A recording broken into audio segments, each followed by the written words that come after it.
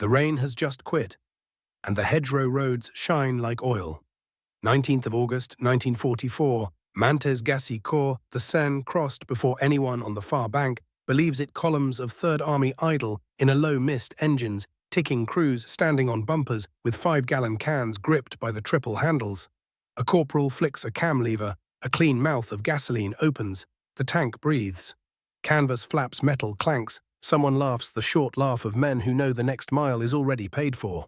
Beyond the poplars, a ponton bridge groans and settles, the river accepts another weight.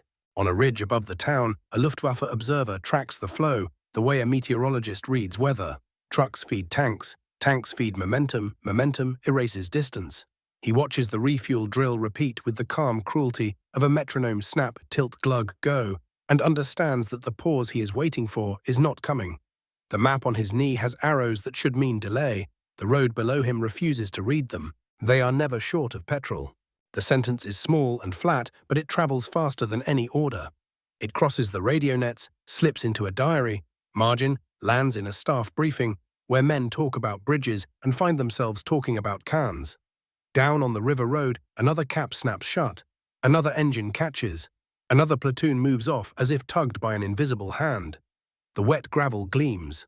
The column lengthens. The day begins to run.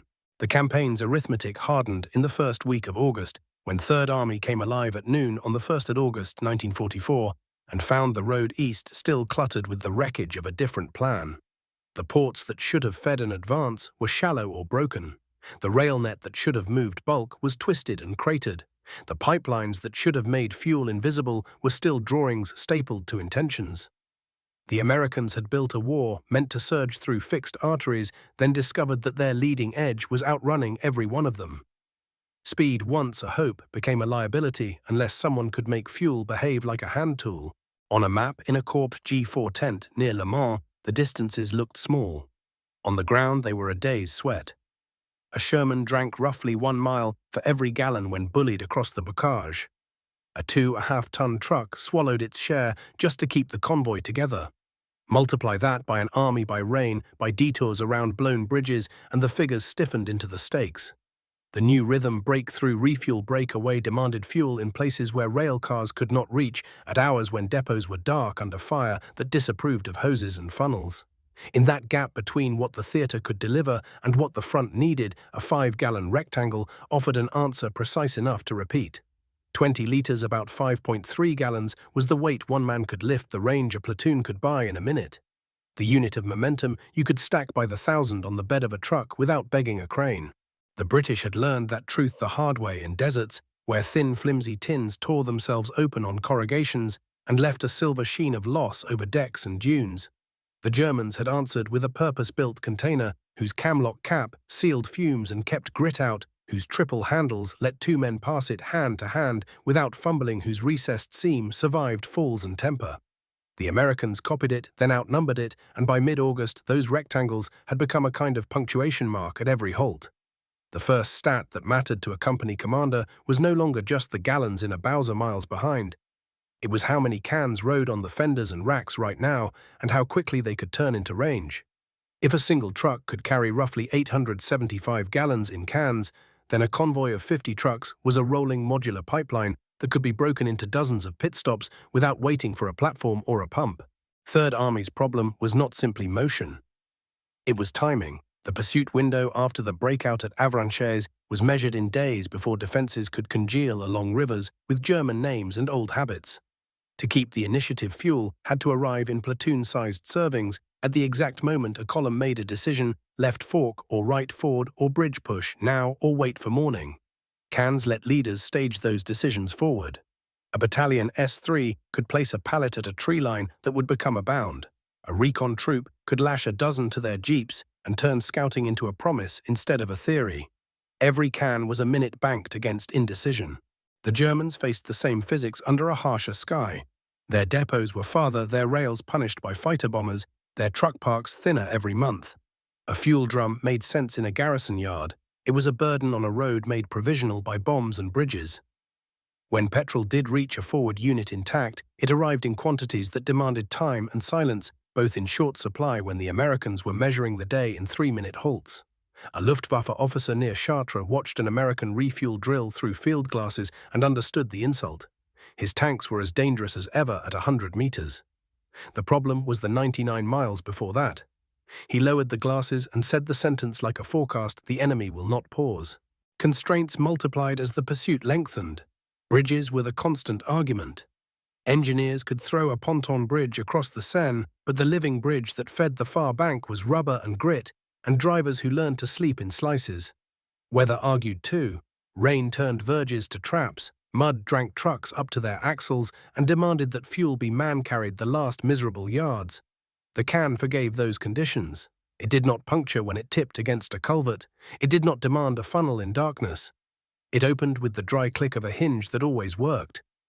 A pipeline was perfect until it met a river with the wrong name. The can began where perfection ended.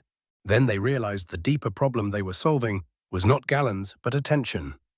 Every minute a crew spent wrestling with a drum was a minute the enemy could spend shaping the next ridge with mines and guns. Every 10 minutes saved across 1,000 vehicles was an extra hour of daylight at the front. The can was not clever. It was disciplined, and disciplined scales. In staff briefs that tried to make sense of the week's grace, colonels began to speak in minutes instead of tons. 5 minutes to refuel 4 tanks of 8 cans each. 30 minutes to top a battalion if everyone moved like they had practiced. 60 to turn a division from road column into a blade. The numbers were small, which is why they mattered. Small numbers repeat. On the American side, the moral hazard of success appeared almost immediately. Speed ate fuel faster than any pre-invasion table had dared to print. The Red Ball Express would be created to cope with that appetite, but in these August days, before the scarlet circles hung on signposts, ad hoc convoys did the same work under a different name. Black drivers in the Transportation Corps learned the trick of making a road into a promise, and the cans in their beds made that promise portable at the point of need.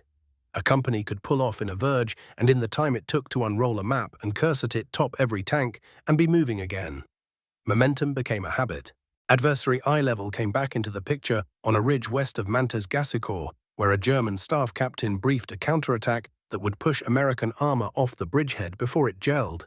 He had numbers he trusted, battalions, guns, hours of darkness, and a premise as old as war: the enemy must stop to drink. At dawn, he watched columns on the far road and squinted to see the halt that would make his timing right. He saw instead a series of brief gestures, men stepping on bumpers' caps, flicking open the neat tilt and the clean glug, and realized the pause he needed had been divided and conquered into seconds. The plan he had drawn was accurate and already obsolete. By the last week of August, the stakes were clean enough to name. If the Americans could turn fuel into range at the exact place decisions were made, they could write the rest of the month without permission. If they could not, the campaign would harden into a line worthy of winter and a calculus of yards. The 5-gallon can did not decide battles, it decided whether a decision could be made on time. That was enough.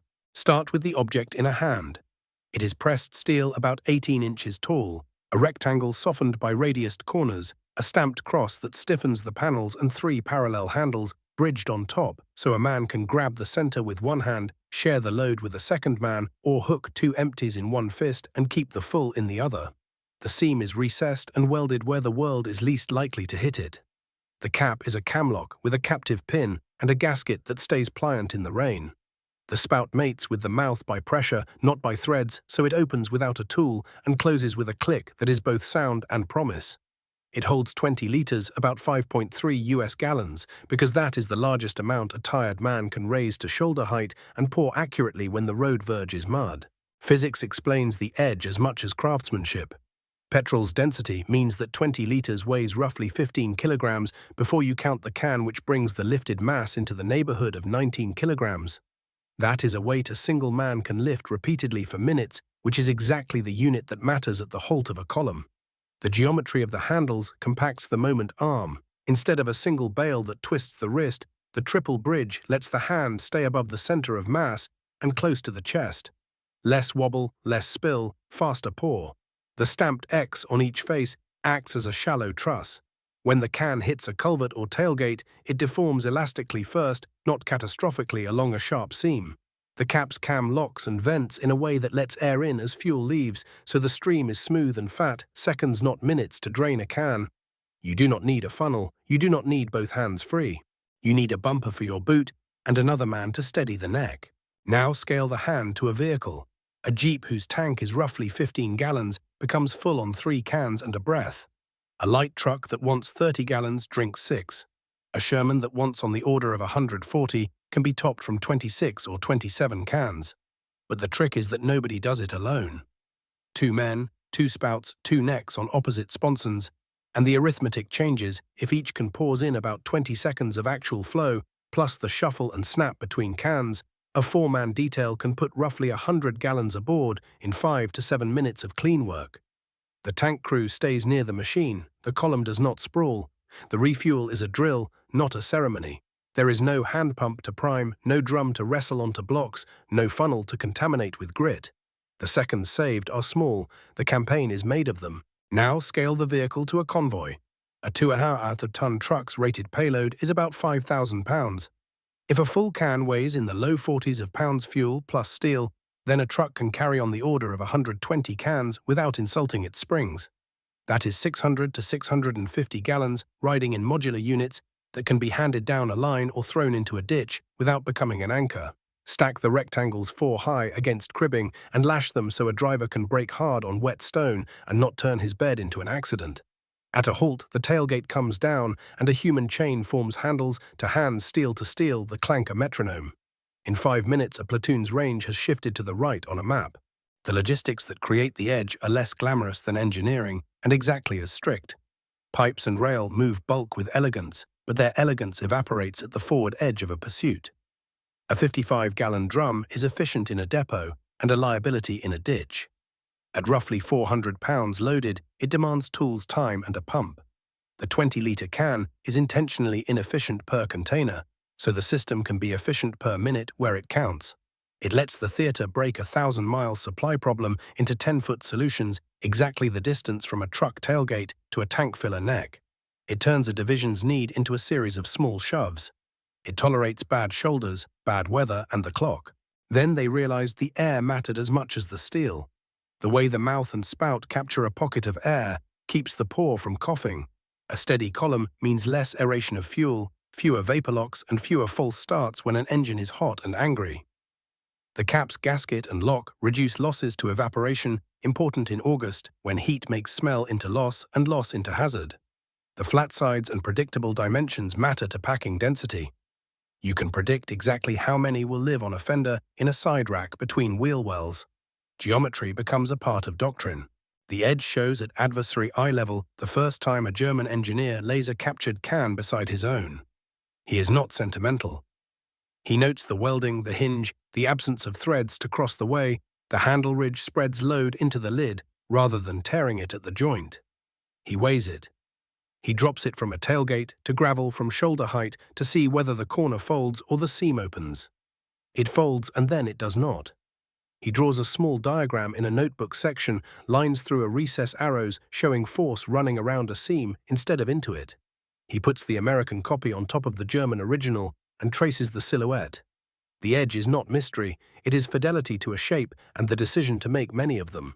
Now put the engineer on a ridge with binoculars. He watches a refuel that is choreography, not improvisation. Men step onto bumpers in the same place every time. Caps flick the same way, spouts seat with identical motions. Empty cans land in the same wire cradles. A convoy officer's wristwatch runs the show.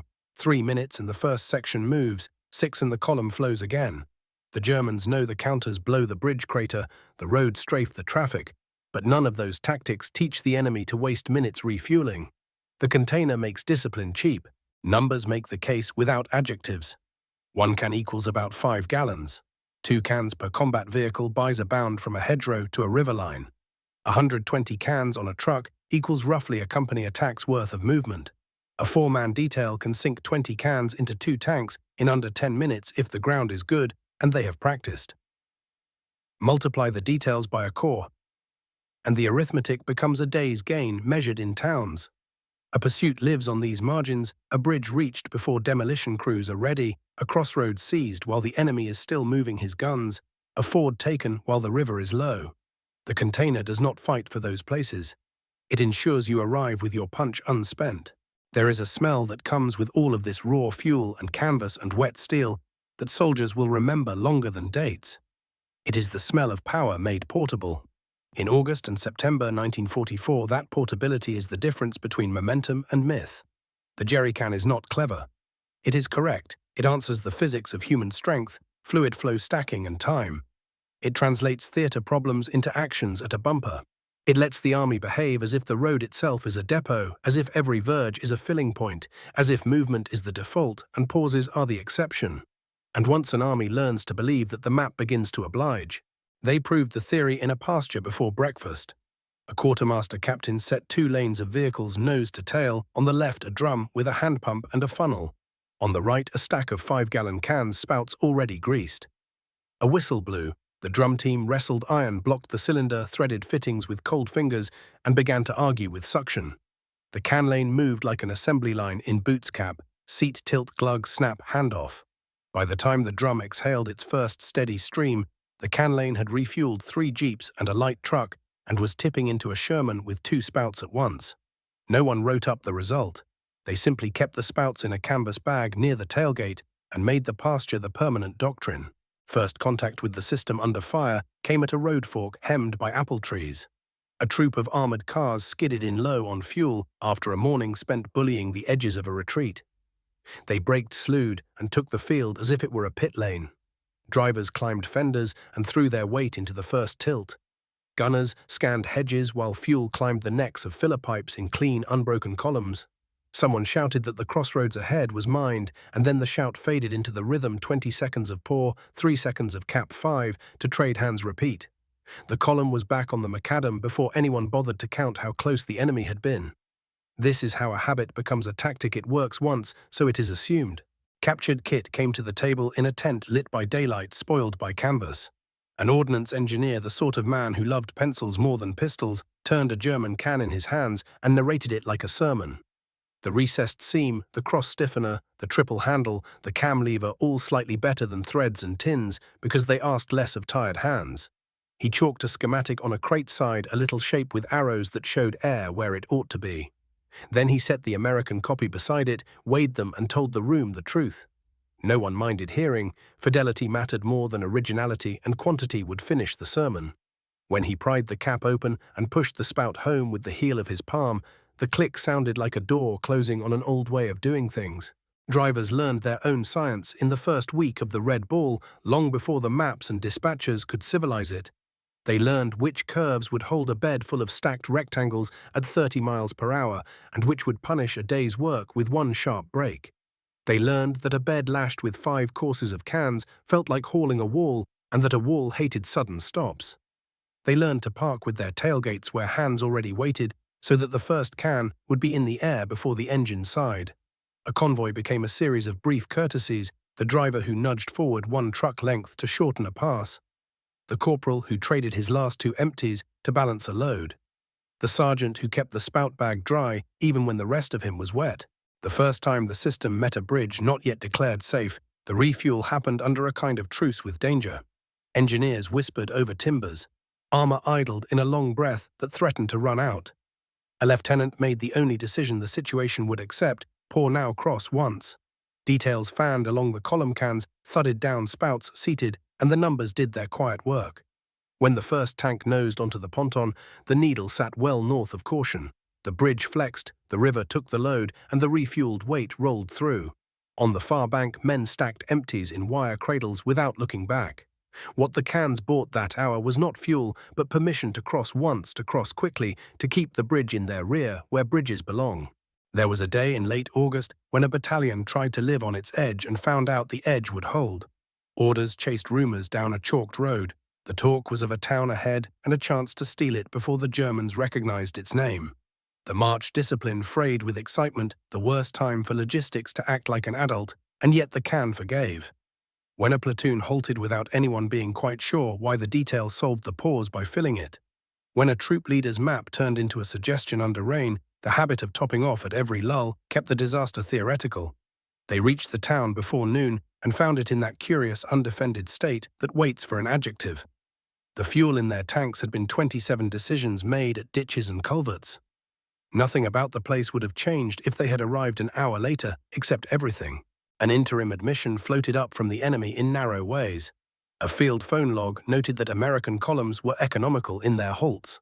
A traffic control report predicted that harassment on bridges would catch fewer refueling vehicles than expected. A panzer regiment's morning brief added a sliver of time to the estimate of how long it would take American armor to be ready at a named river. These were not compliments, only corrections, but within those corrections lived the concession that a container was telling time. At Arracourt, the weather came down low enough to change tactics into touch. Fog made aircraft irrelevant and turned the battlefield into a series of short stories told at tank length. Fuel mattered here less for miles than for moments.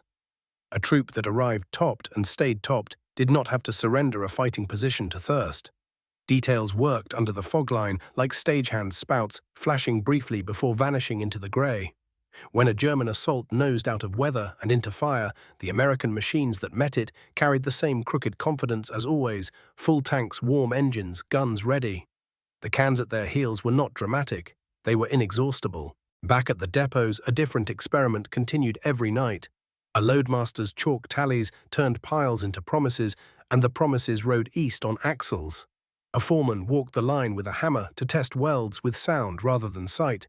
Men in the dark learned to hear a bad seam and reject it without ceremony. When a stack listed, they relashed it because time lost to spillage was a sin their creed forbade. Out at the far end of the road, those little theologies arrived as certainty.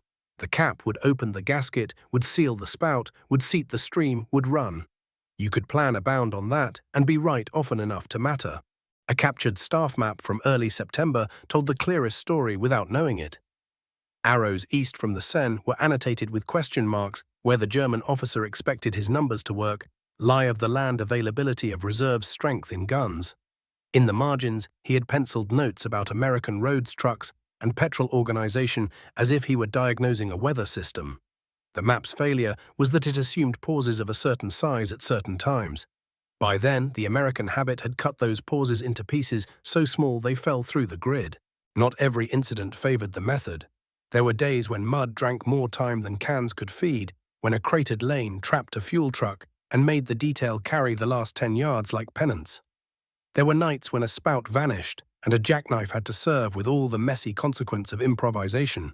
There were always places where courage was the actual currency and fuel only its witness. But the pattern did not break. The cans kept arriving, the drills stayed learned, the column refueled in minutes instead of moods. By mid-September, officers who did not talk about containers found themselves talking about time.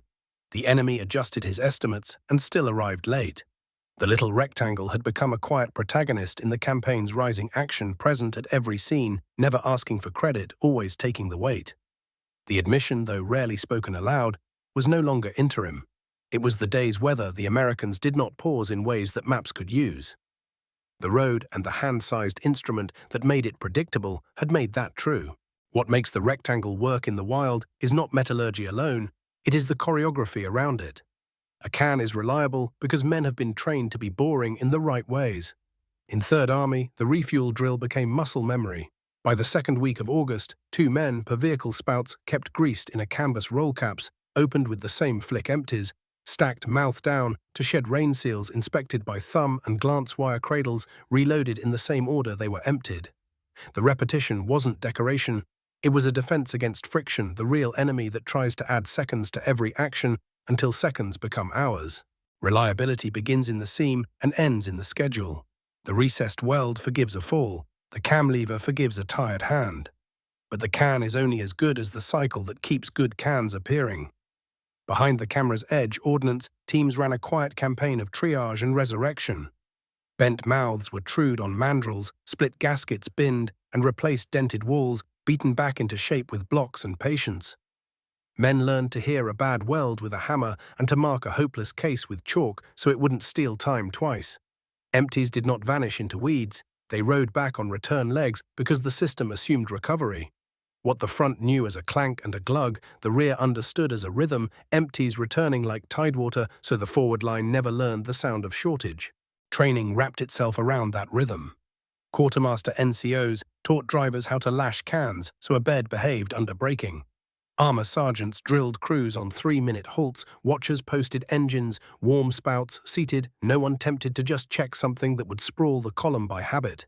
At first it felt like superstition, always stow the spout bag in the same corner, always flip the cam lever with the thumb, not the palm, always wedge a boot on the same bumper rib before you pour. Then they realized that superstition was just a word for rituals that smother variables. On wet verges in darkness under shelling, ritual kept the refuel invisible to time. Radios did as much work as steel. Third Army's nets tied movement to resupply so closely that a bound didn't exist on paper until the fuel to finish it existed in motion. Recon troops reported not just crossings and guns, but surfaces and gradients, the kind of shoulder Aiken party could stand on without sliding the sort of ditch that turned a handoff into a fall. Transportation battalions listened to those nets and rerouted on the fly. When an engineer regiment called in a bridge-complete convoys already angling for it, flexed lanes and timetables so that the first armored nose on the far bank could drink in seconds, not hours. Military police at Red Bull nodes turned traffic control into logistics priorities, chalked on windshields intervals held by whistle and arm, a convoy cut into digestible segments so a dump wouldn't choke, so a column wouldn't coagulate. The radios and signs meant cans met tanks like old friends at the right fence post. Doctrine made the container honest. Combat commands in the armored divisions treated fuel as an action, not a property, and wrote it into the way they fought. The trains pushed up in steps. Mobile refuel points were pre-planned the way fire support was. March tables included Seine counts the way they once included rations. A company commander didn't discover his shortage. He scheduled against it. He placed a pallet where he anticipated a decision not behind it, and the decision arrived to find its fuel waiting like a sparring partner. Night lagers became choreography vehicles, nosed into arcs, watch sectors, set cans offloaded to top everyone before the first guard mount empties stacked for the first truck out in the morning. The ritual turned a camp into a spring. Reliability also meant the cans could be abused without a cascade of penalties. A drum is either fine or a problem. A can lives in shades of acceptable. If one leaks, you lose 5 gallons, not 55. If one is slow to pour, you call another from the pile, while the first gurgles out its stubborn half. If the spout is mislaid, a second spout appears, because spouts are part of the drill, not an afterthought. This is how the system resists individual failure. It is redundant at the smallest scale. You do not notice a single bad rectangle in a wall built of many. The German eye-level view returned again and again in September, and it never grew kinder.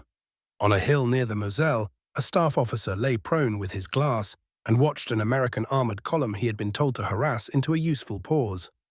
He had plotted their route and chosen the bends and bridges where a sensible army would consolidate and drink. When the column's halts came, they were too brief to warn his gunners. When the refuels happened, they were too small to register as targets. He found himself cursing not the steel, but the timing, the way the Americans seemed to arrive at critical places already done with the business of staying able to move. Then he realized the obvious: they had pushed their fuel decisions forward into the places where those decisions mattered. The container was only visible as the absence of delay. Fuel quality touched every start switch. In summer, vapor and grit could turn a refuel into a mechanical argument. The camlock and gasket did their part, but crews added their own insurance. A square of chamois lived in many spout bags, not as a funnel, but as a last-ditch filter when dust made every cap a potential mistake. Mechanics told drivers to let a newly poured tank sit 30 seconds before the crank long enough to let bubbles think about being liquid again. In winter, when the mud of Lorraine tried to turn gasoline into treacle, men warmed cans near engine bays and learned to pour with steady arms rather than heroic ones. These were not orders. They were habits traded along the column, the way men share stories to make night shorter. Reliability bled into deception in small, honest ways. Columns staggered their refuels so that the road never looked like a still life of tanks with open mouths. Cans rode under tarps and nets, not because the Germans didn't know what was in them, but because a story told poorly still gives away timing. On days when fighter bombers prowled for targets of opportunity, dumps broke themselves into dozens of little caches under poplars instead of one fat temptation in a field. If a cache was found and punished, the others lived. The container made that dispersion easy. Fuel could be anywhere a truck could stop and a corporal could point. The men who kept the road alive were trained to think of time as a cargo. Drivers from the Transportation Corps, many of them black Americans who ran the Red Bull corridors, learned to bank minutes with the same care they banked curves. Sleep came in bribes: 20 minutes at a checkpoint, a tin mug of coffee, while an NCO checked lashings of smoke, while a jack handled a flat. They learned which maintenance tasks bought back miles: a carburetor T-tick adjusted with a fingertip twist, a loose strap retightened before a slope turned it into a flying can, a tailgate latch replaced before the bed became a pinball game. Their reliability looked like stubbornness, and the cans made it visible. Every delivery told them they mattered, because every pour was a small win you could see and hear. Doctrine and radios made courage efficient. At Arracourt and across Lorraine, where view lines collapsed to hedgerow and fog, the habit of staying full kept units free to fight their own fights. A troop leader could take a position and hold it, knowing his next hour didn't belong to a supply truck's arrival. An artillery battery could keep relocating and firing without budgeting for the long pause a drum would impose. When an opportunity appeared, an undefended crossing a village with its clock stopped at noon, there was less debate about whether to take it. The cans had already settled the fuel argument in favor of action. The system also forgave the war's mess. A lost spout did not halt a battalion because the next bed over had two. A cracked gasket didn't poison a day because a corporal had 3 dry ones in his pocket, training again, masquerading as superstition. When a truck inevitably slid into a ditch and lay on its side like a felled animal, the load did not become useless. Men formed a chain, rescued what they could, and the column drank from those saves before the wrecker even arrived. Redundancy at the level of 5 gallons meant resilience at the level of a day. If you trace the line from seam to schedule to radio to doctrine, the conclusion is blunt. The 5-gallon can works because it collapses distance between the decision to move and the ability to move. It survives, falls, forgives, tired hands, tolerates weather, and accepts being multiplied. It teaches leaders to think in minutes at the point of contact. It lets a course commander buy a day with a line of trucks and a company commander buy an hour with a pallet at a hedgerow. It is not a miracle. It is a refusal to let small things become large problems. By late September, even the enemy's corrections had run out of room. The pauses they hunted were gone, divided into gestures too quick to plot. The can had made its case in quiet ways: engines that started when they should, bridges crossed once with confidence, crossroads seized while names were still being argued. Reliability had grown into momentum, training into habit radios, into instinct and doctrine, into a landscape where fuel traveled at the speed of need. The rectangle seemed humble because it was honest about the problem it solved. In the wild, honesty is what wins. Dawn comes late in Lorraine. The fog does not lift so much as thin, and when it thins on 25th of September, near Arracourt, it reveals a battlefield already in motion. American tanks sit where they meant to sit through the grey engines, warm crews hoarse with the quiet discipline of men who whisper orders out of habit. On the German side of the mist, maps promise an arithmetic of pause. Fuel must run out the way fog does suddenly with a clearing. The staff work is precise. Distances timings the pressure of a counterattack arriving at an hour when the enemy will be drinking out of drums and excuses. The plan fails at a single number, and the failure is invisible until it decides the morning. The number is minutes. Not gallons, not tons, not miles. Minutes. A halt per 20-vehicle section averages under 7 from first, can lifted to last cap snapped.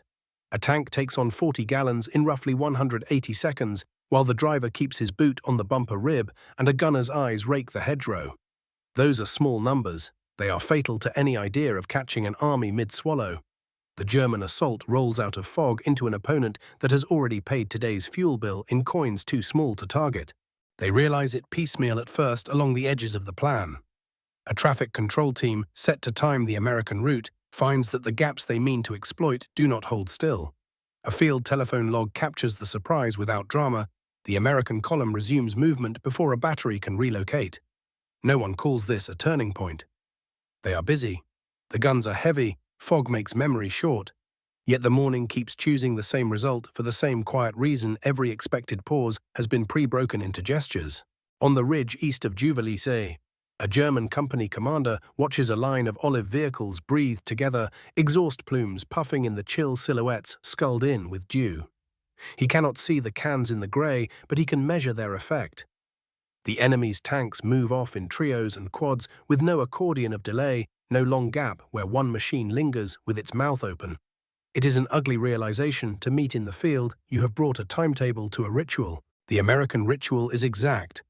A radio call loosens the column in segments, a detail that has practiced until boredom is a reflex climbs and tilts and trades empties for fulls like a market. The officer in the third tank watches his wristwatch.